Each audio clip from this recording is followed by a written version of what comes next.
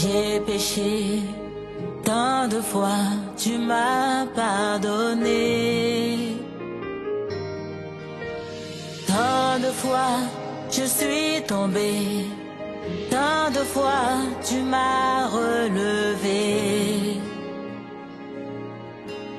Le mal m'envahissait, je ne me reconnaissais plus. Oh, je me mentais à moi-même, me pensant plus forte que le péché.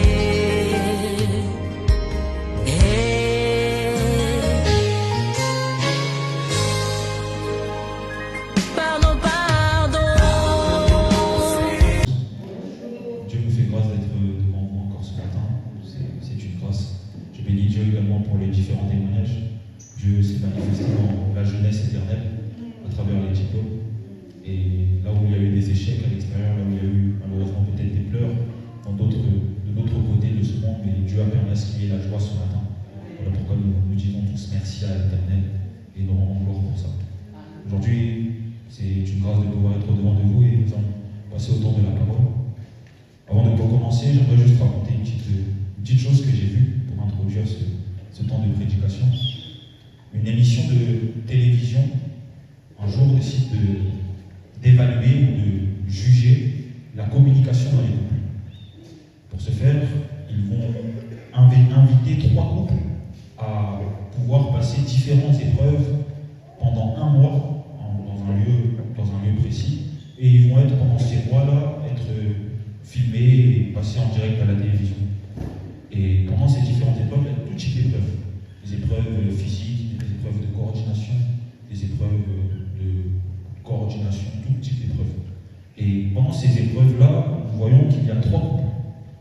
Et 3 couples, mais 3 manières différentes de communiquer. Il y a un premier couple qui communique via tout ce qui est communication verbale, c'est-à-dire qu'ils parlent énormément. Tout ce qu'ils pensent, ils se le disent. Tout ce qu'ils font, ils se le disent, c'est-à-dire qu'ils utilisent énormément les mots. Il y a un deuxième couple qui, lui, en plus d'utiliser les mots, ce qu'ils vont faire, c'est qu'ils vont être très physiques. Ils vont être très proches. Ils vont se tenir la main pendant certaines épreuves. Ils vont être côte à côte, ils vont s'agripper. Ils vont être très proches physiquement. Ça, c'est le deuxième couple. Et il y a un troisième couple qui, eux, ne communiquent pas. Ne communiquent pas. C'est-à-dire, à chaque fois qu'il y a une caméra figée sur eux, ils ne parlent pas. Ils parlent très rarement. Et ces 3 couples font des épreuves pendant un mois. Et à l'issue de cette télévision, etc., on fait un sondage chez les téléspectateurs. On leur pose la question, parmi ces 3 couples, pour vous, qui ira le plus loin? Et beaucoup de sondages pensent aux 2 premiers couples. Ceux qui parlent, et ceux qui parlent, mais également sont très proches, énormément dans la proximité. Et personne ne pense au 3e couple. Ça, c'est un peu l'introduction que j'aimerais vous donner, qui va nous permettre de pouvoir avancer dans le message ce matin. Et je vous donnerai la suite à la fin. Comme ça vous oblige de m'écouter et de rester là avec moi. Amen. Ce matin, le thème que Dieu m'a mis à cœur de vous parler, c'est la communication non verbale de Dieu. La communication non verbale de Dieu. La communication, c'est quelque chose que tout le monde utilise dans la vie courante. C'est-à-dire qu'on va parler dans le monde de la santé, dans le monde du business, dans le marketing, on va beaucoup utiliser la communication de différentes manières. Le courant français parle de 3 types de communication. Il y a la communication verbale, c'est-à-dire je regarde mon frère, je dis « Bonjour mon frère, comment tu vas ?» Ça, c'est la communication verbale. Il y a un échange strict et carré. Il y a la communication paraverbale, c'est-à-dire que je viens voir ma soeur, « Bonjour ma soeur Sarah, comment tu vas ?» Dans ces 2 cas, j'ai dit la même chose, mais de 2 manières différentes. C'est-à-dire qu'à mon frère Chris, j'ai dit « Bonjour, comment tu vas ?» Ici, je suis juste en train de poser un cadre et je viens terre à terre. Mais dans la communication avec ma soeur ici paraverbale, « Bonjour ma soeur Sarah, comment tu vas ?» Nous avons une communication, ça sera plus un échange. Et elle sera plus en même à me répondre. Et il y a derrière la communication non verbale. Ça, c'est la communication non verbale. C'est-à-dire que pendant ce laps de temps où je n'ai pas parlé, certains se sont peut-être dit que « Ah, le frère Jonathan a oublié son texte. » Certains se sont peut-être dit « Ah, le frère Jonathan est en train de stresser. » Mais vous et moi, nous savons pourquoi je suis devant. Moi, je sais pourquoi vous êtes là. Nous nous savons pourquoi nous sommes en ce lieu précis. C'est-à-dire que sans parler, nous avons communiqué. Est-ce que le fait que je ne parle pas veut dire que je ne suis pas là? Est-ce que le fait que vous ne m'entendez pas veut dire que je ne suis pas là? Non. Vous savez pourquoi je me tiens devant vous avec un micro, même si je ne parle pas. Vous savez ce qui se passe. Amen. Même si je ne dis rien, vous savez ce qui se passe. J'aimerais juste rapidement définir, selon la Bible, qu'est-ce que la communication. La définition de la communication, c'est un dérivé latin qui signifie partager, c'est-à-dire qu'il y a quelque chose de mutuel. Je donne et on me donne en retour. Transmettre, c'est-à-dire que je donne et quelque chose en commun. Le quelque chose en commun, c'est ce que je vous ai expliqué ici. Nous sommes tous dans un même lieu, même si je ne parle pas. Vous savez quel est le temps que nous sommes en train de passer. Nous sommes en train de partager ce moment.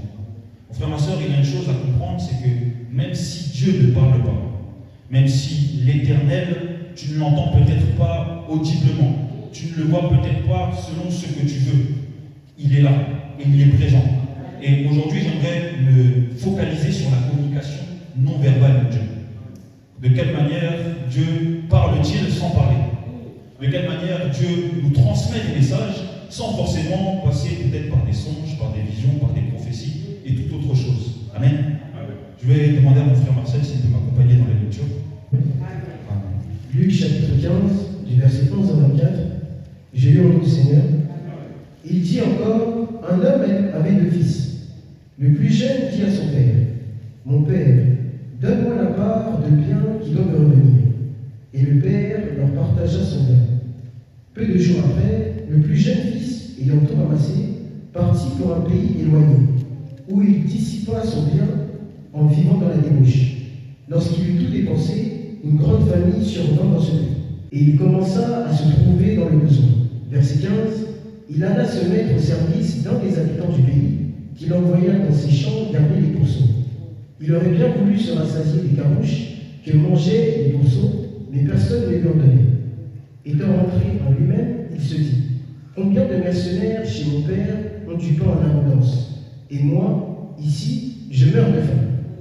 Je me lèverai, j'irai vers mon père, et je lui dirai, mon père, j'ai péché contre le ciel et contre toi. Je ne suis plus digne d'être appelé ton fils. Traite-moi comme l'un de tes mercenaires.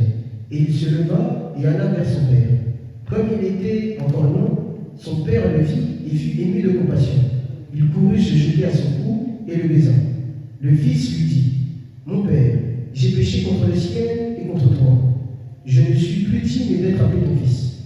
Mais le père dit à ses serviteurs, apportez vite la plus belle robe et l'en revêtez. Mettez-lui un anneau au doigt et des souliers aux pieds. Amenez le veau gras et tuez-le. Mangeons et réjouissons-nous. Car mon fils, que voici, était mort et il est revenu à la vie. Il était perdu et il est retrouvé. Et ils commencèrent à se réjouir. Amen. Est-ce que nous pouvons nous lever et acclamer pour la parole de Dieu?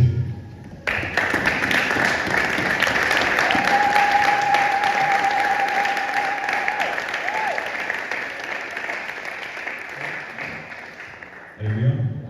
Amen. La communication non verbale de Dieu.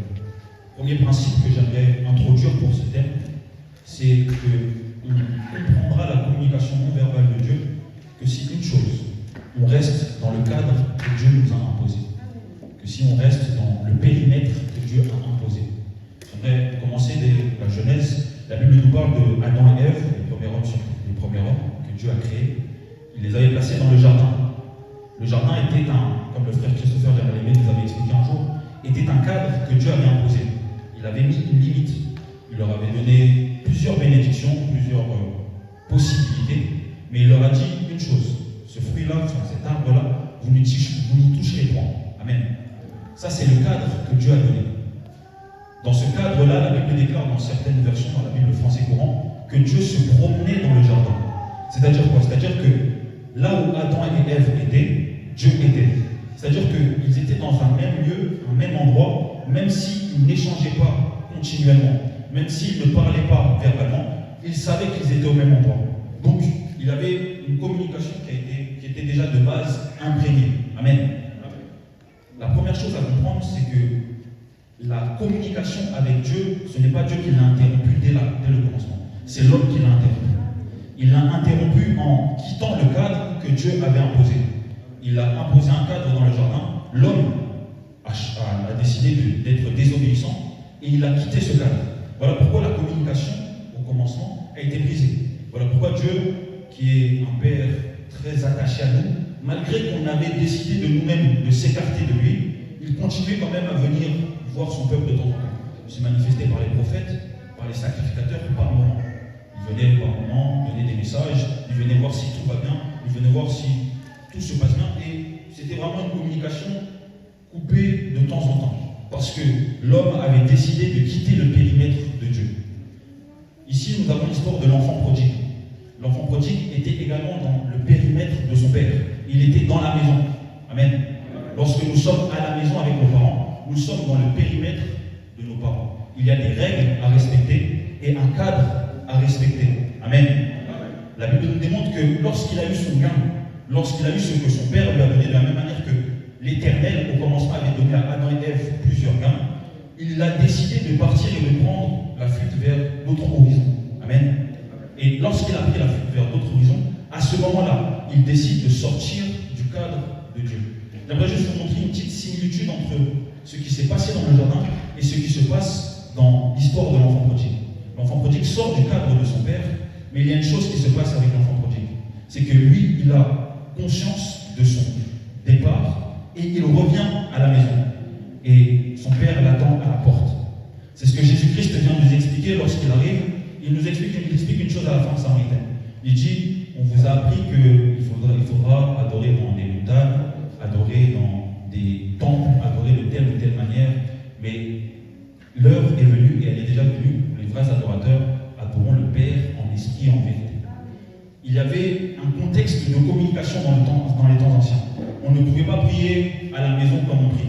Il fallait venir auprès du sacrificateur. On ne pouvait pas faire des actions de grâce à la maison comme on peut le faire aujourd'hui. Il fallait venir dans le temple. Il y avait tout un tas de principes à respecter.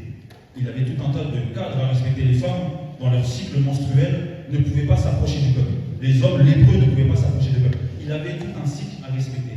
Mais qu'est-ce que Dieu va faire?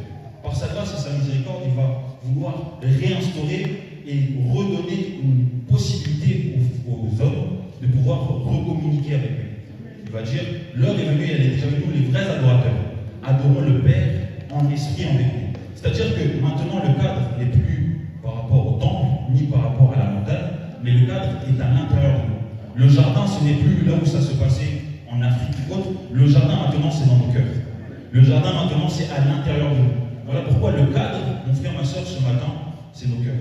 Est-ce que nous sommes dans le cadre que Dieu a instauré? Est-ce que nous sommes là où Dieu a imposé des limites?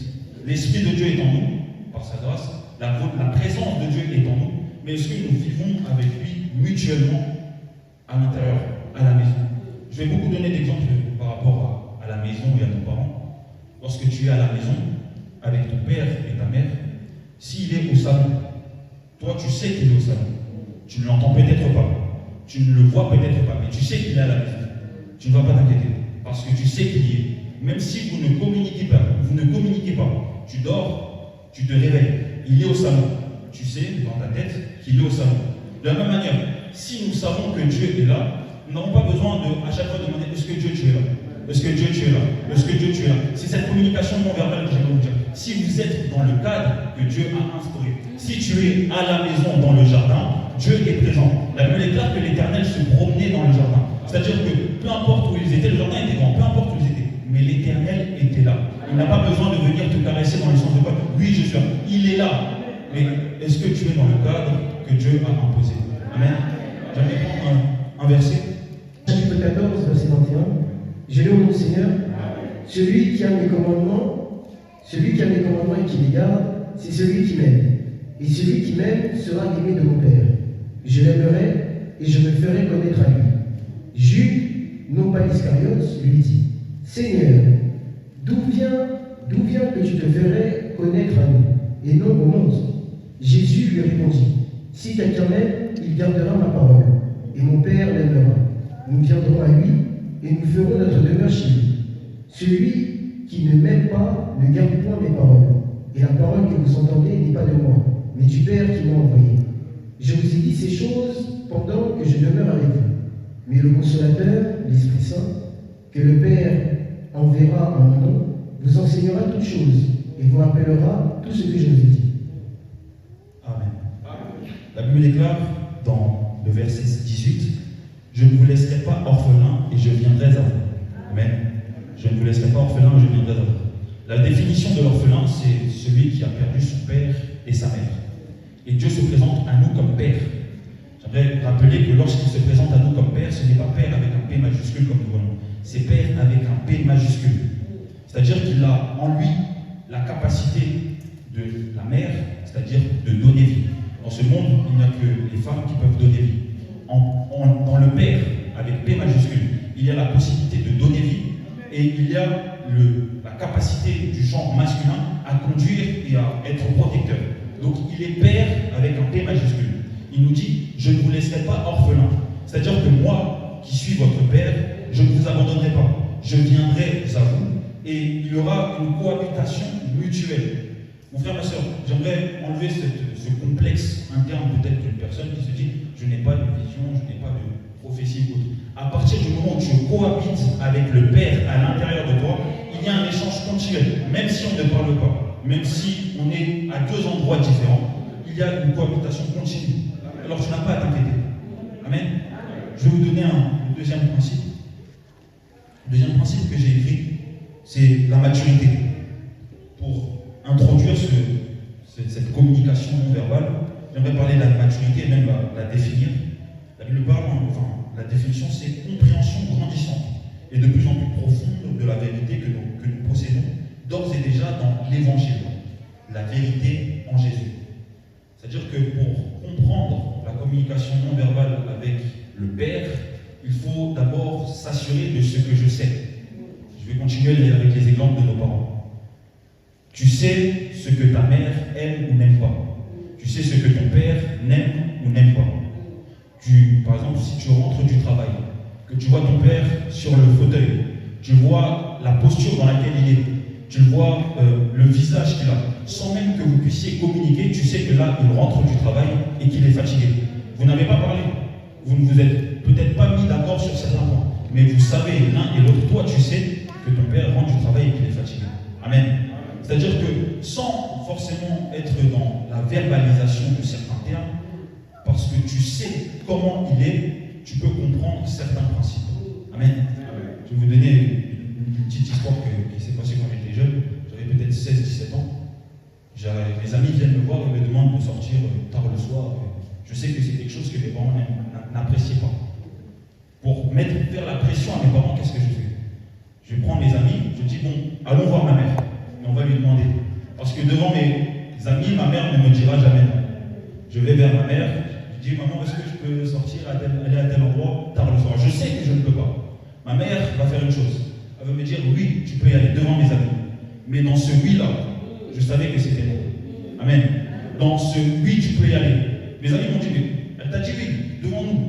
Je dis oui, mais moi, dans ce oui-là, je sais qu'elle m'a dit. Pourquoi? Parce qu'on se connaît. On se connaît mutuellement, on se sait. Mon frère, ma soeur, la communication non verbale, ça passe également par ce que tu sais de ton Père. La communication non verbale, ça passe également par la parole de Dieu. Ne cherchons pas tout ce qu'il y a autour. Il y a la parole ici. C'est ce qu'il nous a laissé premièrement. C'est ce qu'il nous a laissé en nous et pour nous. Il y a une chose que nous sommes en train de méditer actuellement, c'est le livre de Job. Job est face à trois amis qui sont contre lui, là en train de le mépriser, là en train de le réduire parce qu'ils disent qu'il a péché, etc., etc. Au catch, on appelle ça un match handicap. 1 contre 3. Job est seul face à 3 personnes qui veulent le faire comprendre qu'il a péché. Job dit une chose merveilleuse. C'est-à-dire que malgré que les 3 sont là en train de le réduire, de lui dire tu as péché, Job reste constamment accroché à Dieu et dit non, ma foi, ma conscience face à Dieu est pure. Il commence à décrire de manière même poétique comment Dieu lui fait du bien. Mon frère, ma soeur, il y a une chose qu'il y a à savoir également, c'est que dans le livre de Job, Dieu a commencé à parler à partir des chapitres 30 et quelques. De Job 1 à Job 30 et quelques, Dieu n'avait même pas encore parlé. Mais il reste ferme face à ces 3 amis qui sont là en train de le réduire et de le mépriser. Ça, c'est la communication non verbale. Je sais que face à mon Dieu, je suis consciemment pur, peu importe ce que vous me disiez, peu importe ce que vous me dites, je n'ai pas besoin que de chercher de gauche à droite. Je sais que ma conscience est pure, je reste pur, parce que je sais. Amen. Qu'est-ce que tu sais de Dieu? Tu veux qu'on puisse communiquer sans parler, sans peut-être que les autres nous voient. Mais qu'est-ce que tu sais de moi et qu'est-ce que je sais de toi? Demandez même peut-être aux couples mariés. Ils peuvent être peut-être à deux endroits différents. Mais lorsque maman Néné regarde peut-être papa Peter, elle sait que là il a faim. Pourtant on est tous là.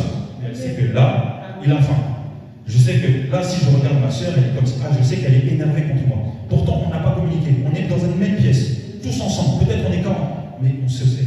Parce qu'il y a ce que je sais. La maturité passe par ce que tu sais. Amen. Nous allons prendre le livre de Proverbes. Proverbes chapitre 6, versets 20 à 23. C'est moi qui vais lire. Proverbes chapitre 6, versets 20 à 23. Le premier principe, c'était le cadre de Dieu. Rester dans le cadre de Dieu. Le deuxième principe, c'est la maturité. La maturité, c'est ce que je sais de mon Dieu. Proverbes chapitre 6, versets 20 à 23. Est-ce que l'assemblée y est? Proverbes chapitre 6, versets 20 à 23. La Bible déclare, excusez-moi, la Bible déclare, mon fils, garde les préceptes de ton père et ne rejette pas l'enseignement de ta mère. Garde les préceptes de ton père et ne rejette pas l'enseignement de ta mère. Lis-les constamment sur ton cœur, attache-les à ton cou. Ils te dirigeront dans ta marche. Ils te garderont sur ta couche et ils te parleront à ton réveil. J'aime le dernier verset. Ils te parleront à ton réveil. C'est-à-dire que lorsque papa et maman ne sont pas là, lorsque tu penses que Dieu n'est peut-être pas là, c'est ces enseignements qui parleront avec toi. C'est ce que tu sais de lui qui échangera avec toi. Tu sais que papa est peut-être loin, tu sais qu'il ne veut pas que tu manges devant la télé, mais lorsque tu t'approcheras devant la télé, c'est ta conscience qui te dira, tu sais que ton père ne veut pas ça. Il y aura un échange entre ce que tu sais de lui, les commandements qu'il t'a donnés, et toi-même ta propre personne. Mon frère, ma soeur, dans la communication non verbale de Dieu, Dieu parle tantôt d'une manière, tantôt d'une autre.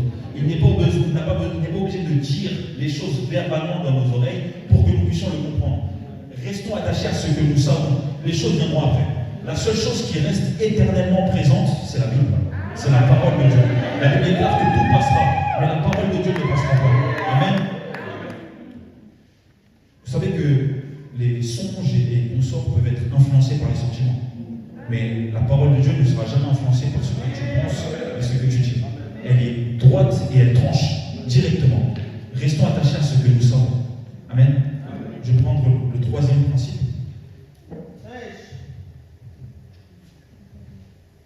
Amen. Troisième principe que j'aimerais prendre, c'est la foi. À ce que tu sais, il faut y ajouter la foi. La Bible déclare qu'un peu de levain fait gonfler toute la pâte.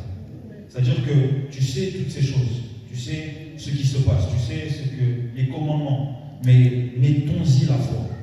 Nous allons prendre juste l'histoire de Naaman dans le livre de 2 Rois. Et je suis en train d'arriver à la fin de mon message, si le frère Christ peut juste m'accompagner. 2 Rois, chapitre 5, versets 1 à 14, pour le dernier point. 2 Rois, chapitre 5, versets 1 à 14. Je vais lire. 2 Rois, chapitre 5, versets 1 à 14.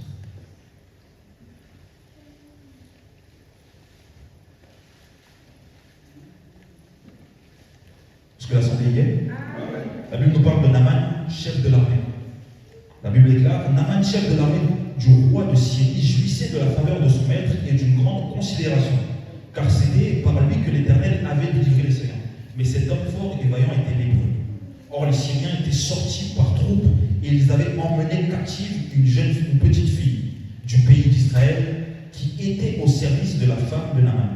Et elle dit à sa maîtresse, « Oh, si mon Seigneur était auprès du prophète qui était à Samarie, le prophète le guérirait de sa lèpre. » Naaman alla dire à son maître, la jeune fille du pays d'Israël a parlé de telle et telle manière. Et le roi de Syrie dit, « Va, rends-toi à Samarie et j'enverrai une lettre au roi d'Israël. » Il partit, prenant avec lui 10 talents d'argent, 6000 cycles d'or et 10 vêtements de rechange. On saute, on va directement au verset 10. La Bible nous démontre ensuite que Naaman se rend auprès de l'homme de Dieu. La Bible déclare au verset 10, Élisée lui fit dire par un messager, va et lave-toi 7 fois dans le Jourdain. Ta chair redeviendra saine et tu seras pur. Naaman fut irrité et il s'en alla en disant, voici, je me disais, il sortira vers moi, il se présentera lui-même, il invoquera le nom de l'Éternel, son Dieu, et il agitera sa main sur la place et guérira le lépreux. Et guérira le lépreux.